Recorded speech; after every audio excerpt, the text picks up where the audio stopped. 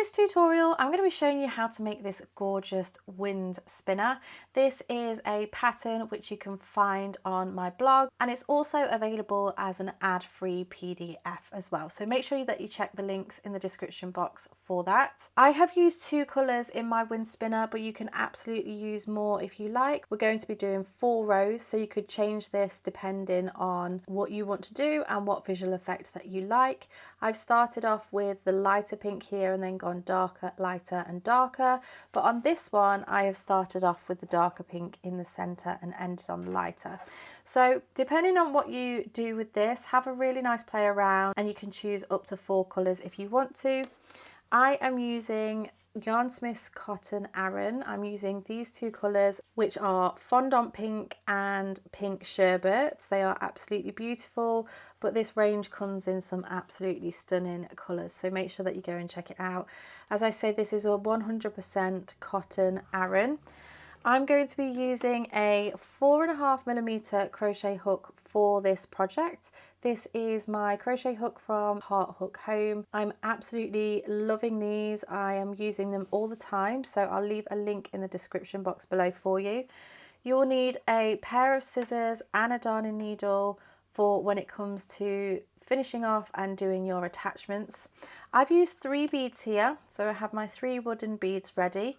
I've used a 20mm, 16mm and a 12mm bead, but of course you can play around with this and customize it however you wish, but this is what I'm doing today. A tape measure will come in really handy for when it comes to measuring for your attachments, and you will also need a 10cm 4-inch piece of card for when it comes to doing your tassels. So I've left everything in the description box so that you can go and check that out, grab everything that you need, and let's get started. So I do want to talk about construction before we dive in. We are going to be working in rows rather than rounds, and I know this is in the round at the moment, but what actually happens is when we're working in those rows, we're adding more to each row, which causes this curly whirly effect. So if I just open this up like this, we can say this, see, this has created our wind spinner, and you can see right down the center there, that is our very first chain. So if I open this up like this, this is how we're going to be working in the rows, and then at the end it kind of naturally curls itself anyway, but you might just need to make sure it's curling in the correct way. But this is what it's going to look like. So that's how it's going to work. It's just going to be 4 really easy rows. Now I'm making the medium size in this video, but I have given direction for a smaller size and a larger size in the pattern, so make sure that you check out the written pattern. So go ahead, grab your main colour and your hook, and let's get started. So I'm going to use the darker pink as my main colour this time, and I'm going to create a slip knot and go ahead and insert my crochet hook. So we're going to begin by creating our chain. So we're going to yarn over and pull through, that's 1, yarn over, pull through, that's 2, 3 and 4. You're going to pause the video, you're going to chain 51 in total, and then meet me back once you're ready. So I've done my initial chain of 51. We're then going to do row 1. So for row 1, we're going to work into the second chain from the hook, not the one that's on the hook. We have 1 and 2, so we're going to be working into this stitch, and we're going to be working a double crochet, which is a US single crochet. So we'll go into that chain, yarn over, pull through, you'll have 2 loops on the hook, and then yarn over, pull through both loops on the hook. That is our very first stitch. If you need to, you can go ahead and place a stitch marker into there. So we're then going to go into the next chain and work a double crochet, which is a US single crochet, and then we're just going to work 1 stitch into each chain all the way along. So for this size, because we're doing 1 stitch into each chain, we did a chain of 51, we're going to end up with 50 stitches. So go ahead, pause the video, work your way across this chain, working that UK double crochet, which is US single crochet, and then meet me back once you're ready. So I've now worked my way across. I am just going to pull out this last stitch though, because we are going to change colour in this final stitch. So what we're going to do here is we're going to insert our hook, yarn over and pull through, leaving those 2 loops on the hook, and then we're going to grab our contrast colour, loop that up and then pull that through like so. So I'm just going to chain 1, which we need to do at the start of row 2. That does not count as a stitch, but it just comes in handy to chain here at the moment so that it just keeps that into place.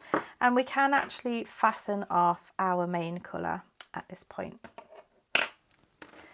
So what we're going to do now is we're going to turn our work. We've already chained 1.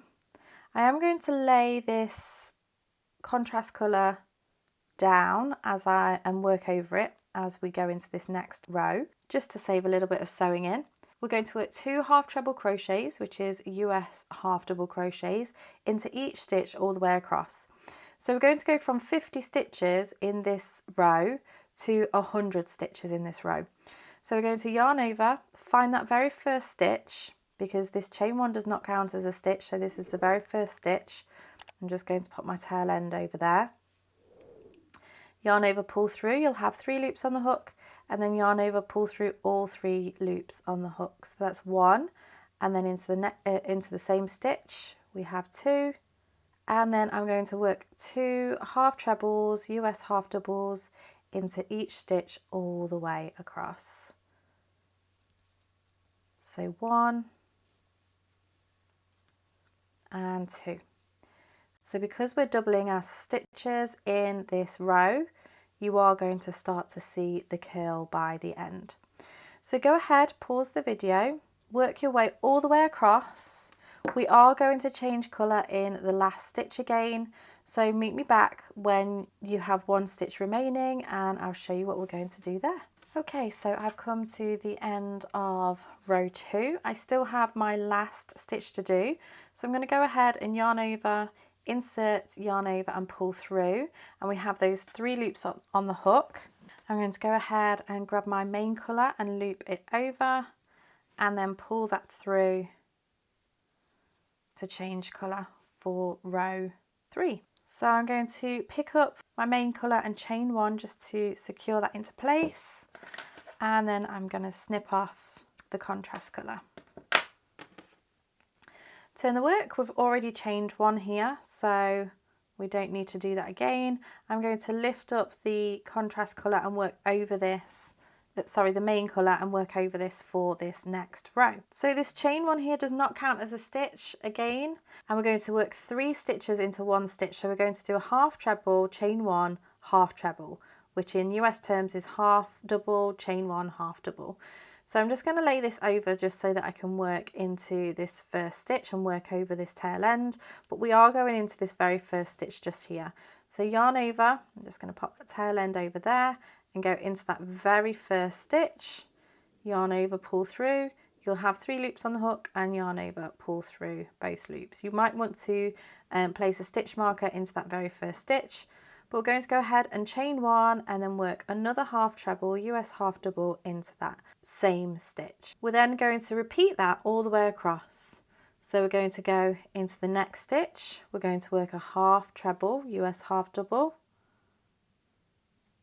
chain 1 and then a half treble, US half double again, and then into the next stitch, chain 1 and a stitch, and into the next stitch, work a stitch, chain 1 and a stitch. So you're going to do that all the way across. We are going to change colour in the last stitch again. So once you have 1 stitch remaining, meet me back and I'll show you how to move on to the next row. So I now have 1 stitch left at the end of this row, and you can see it's very curly now. I'm going to work my half stitch again, leaving those 3 loops on the hook, grab my contrast colour and then pull it through.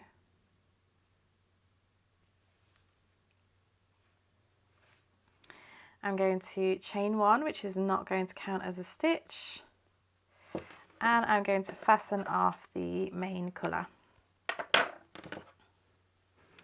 So now I've chained 1 already. I'm going to turn my work. We're going to find that very first chain 1 space, which is just here, and in there we're going to work a UK double crochet, chain 2 double crochet, which is a US single crochet, chain 2 single crochet. Going to miss that first stitch and go straight into that chain 1 space, work a double crochet, which is US single, chain 2, and then double crochet, which is US single. We're then going to miss 2 stitches, 1 and 2, and that takes us to the next chain 1 space, and we're going to do exactly the same, double crochet, chain 2, double crochet, and we'll work that all the way across. Miss 2 stitches, go into that chain 1 space, double crochet, chain 2, and double crochet. So go ahead, pause the video, work your way across until you get to that last chain 1 space, and then meet me back once you're ready. So now I've worked my way all the way across. I've done my last set of stitches in this chain 1 space, and what I'm going to do is I'm going to find that first stitch and I'm going to slip stitch into there and fasten off.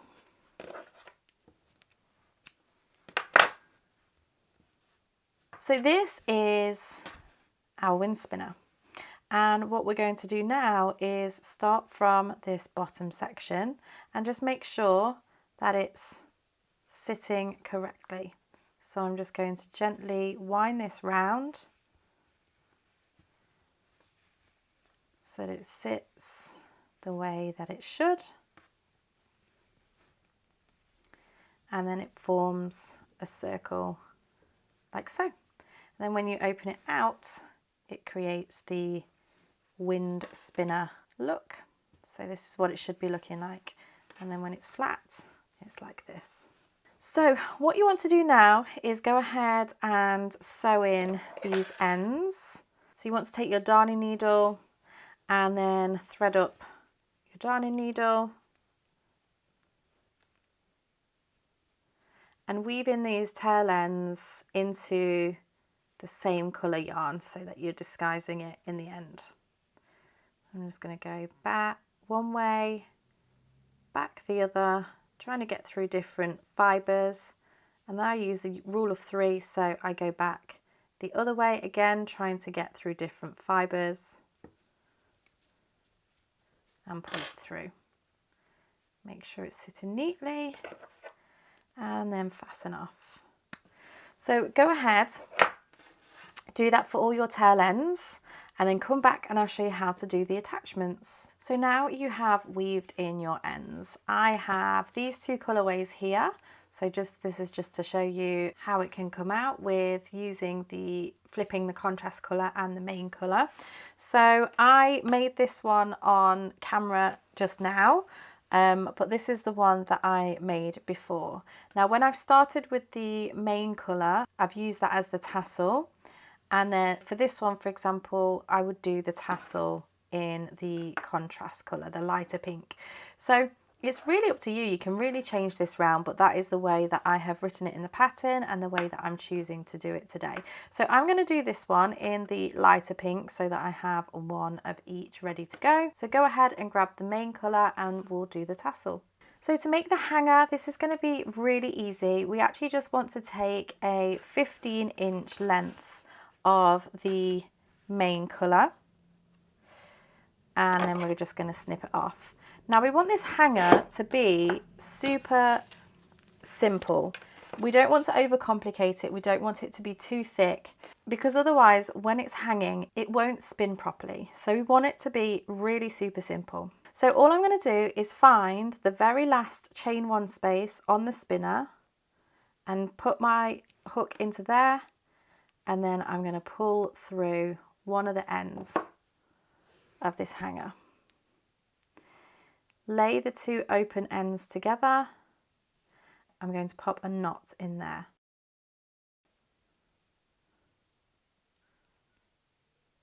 So just make sure that's nice and secure. I'm just going to snip down that tail end slightly. But there we have our hanger, super easy, and actually it's a nice big hanger so that it can go on, you know, a tree or a branch or a hook, anything that you're hooking it onto. And it's nice and flexible so that it spins easily in the wind. So let's go ahead and do the tassel. I have my main colour just here. You can use whichever colour you like.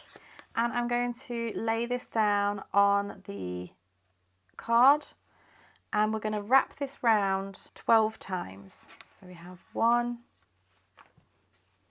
2, 3, 4, 5, 6, 7, 8, 9, 10, 11 and 12.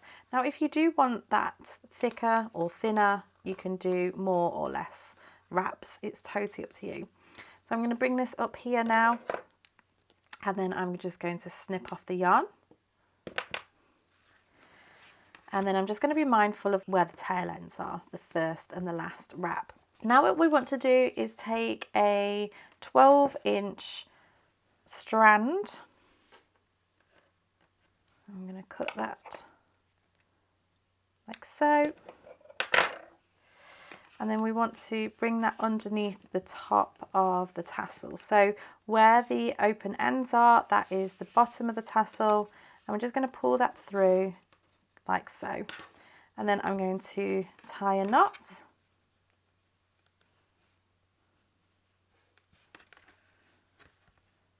Like that. And then I'm going to go ahead and pull that off the card.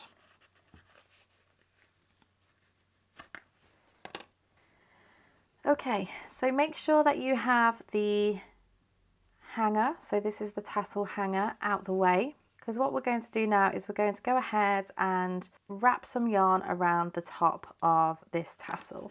So I'm going to just free up some yarn off my ball. I'm going to first of all wrap round and just place a knot just in there. Might just do another one just to make sure it's nice and secure.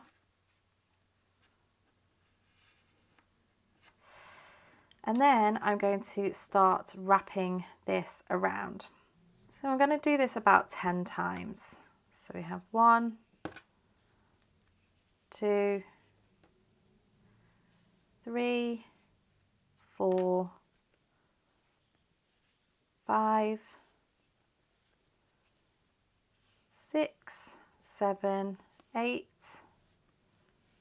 9 and 10. So I just actually want to bring this out the way and snip that bit off, like so. Might just put another couple of rounds around there. So again, this can be to however you like it to look. And then I'm going to snip off the yarn and thread up my darning needle. And then I'm just going to loop this underneath one of the wraps, and then go back through and under to secure that into place. Now what I'm going to do is I'm going to take my darning needle and go in to the tassel and pull that down and through, and then just cover over, just neaten that up a little bit like so. And there we have our tassel. So what we want to do here now is find the center, because these are all folded over, so this isn't actually open yet.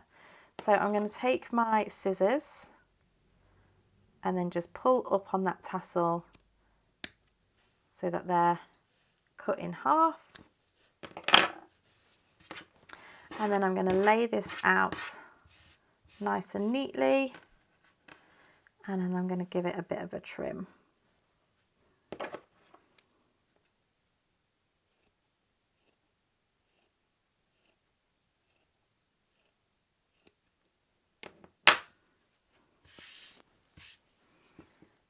like so.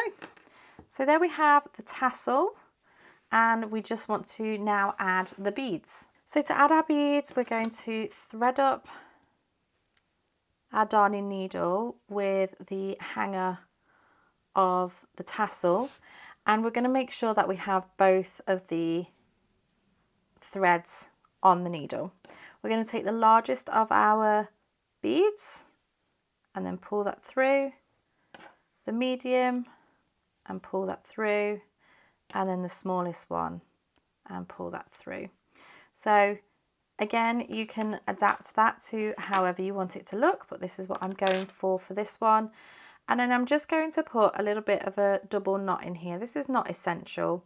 And actually, if you really pulled this, the beads would still come off, but I'm just going to pop a double knot in there, and that just kind of holds it into place to make it easier to put on the spinner. So let's go ahead and now attach this to the bottom of the spinner. So we have our spinner here. This is the top end with the hanger, and we want to find the bottom end just here. We're going to insert our hook into the last chain one space, which is just here, and then bring through one of those ends. I'm going to go ahead and pop a knot in there, and then just a knot again.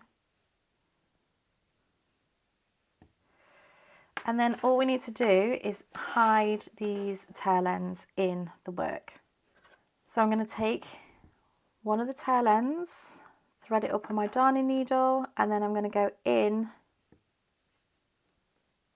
and through the beads, like so. And then if there's any extra, and this is only a small amount here, I'm going to place my darning needle into the tassel, thread up that yarn, and then pull that through into the tassel, like so. And then we can just hide it in the tassel itself, and then do exactly the same on the other side.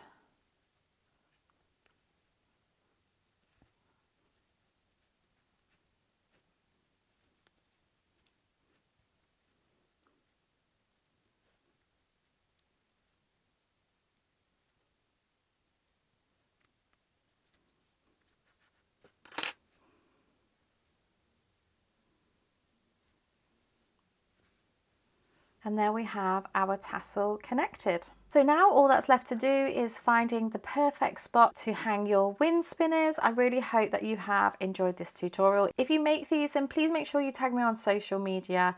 These are my links just here. I would absolutely love to see what you've been making and the colours you've chosen.